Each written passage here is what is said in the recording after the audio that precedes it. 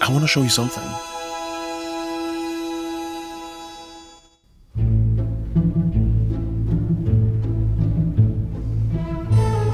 These are ants, not exactly the kind you sweep off your kitchen counter and forget about. I'm talking about 3D X-ray scans so detailed, so breathtakingly precise that you can see the individual soft tissues inside an insect that's smaller than your thumbnail. And when I saw these images, I just sat there, staring, because I'd never looked at an ant that way before. Nobody really had. Let me give you a backstory.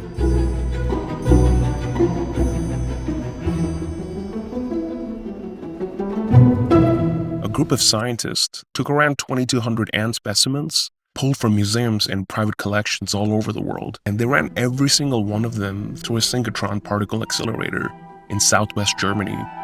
A synchrotron, if you don't know, is basically a machine that generates X-rays of extraordinary intensity. We're talking about a beam so powerful that it can blast through a tiny insect and map its interior in 3 dimensions with enough resolution to see the soft stuff, the organs, the internal structures, without even having to stain or chemically treat the specimen first. That's a huge deal, because normally, to get that kind of detail, you would have to prep each ant individually, run it through a smaller micro CT scanner, wait and repeat. For 2,200 specimens, that would take years. These scientists did it in a week. I keep thinking about what that week looked like.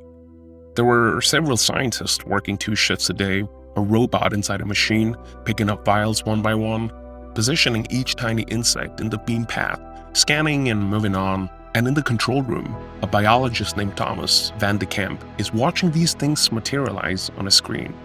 And he's just stunned. He's looking at bullet ants, which have what's considered the most painful sting of any insect on Earth. I mean, look at this video of Coyote Peterson. It's stuck in my arm! It's stuck in my arm! He's looking at these ants so small, they specialize in hunting spider eggs. The diversity is just overwhelming. One of the grad students on the project, a guy named Julian Katz, actually flew to Germany carrying more than 2,000 specimen vials in 2 tote bags. Just casually strolled through an airport with 2,000 preserved ants in his luggage. And his observation about this is kind of perfect. Even though it's many specimens, they all fit in a suitcase. And that's the benefit of working on small insects. But here's where it gets even more interesting to me.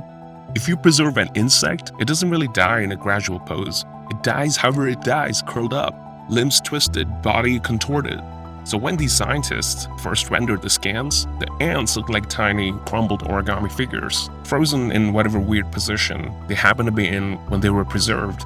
So the team built an AI system to automatically reposition the scans, to essentially unfold the ants digitally and place them in natural poses. So now you can see these creatures like you're seeing them alive, but with a level of anatomical detail that no living ant could ever show you. The lead researcher, Dr. Economo, has this bigger vision that I find kind of mind-blowing. He wants to eventually scan every living thing on Earth this way. Every species, a complete 3D library of life, something that scientists could study, that educators could use, that artists and animators could draw from. And I think about that a lot. The fact that we've been living alongside ants for our entire existence as a species, but we're only now, right now, seeing what they actually look like on the inside.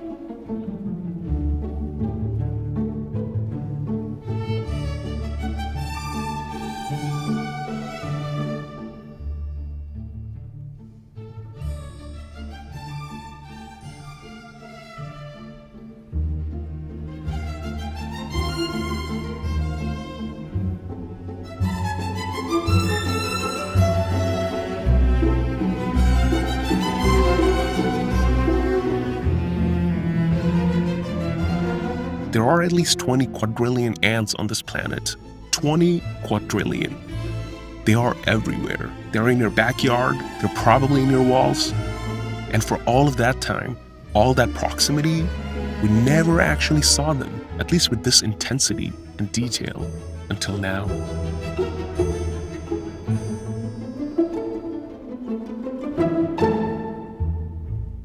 Thanks for watching.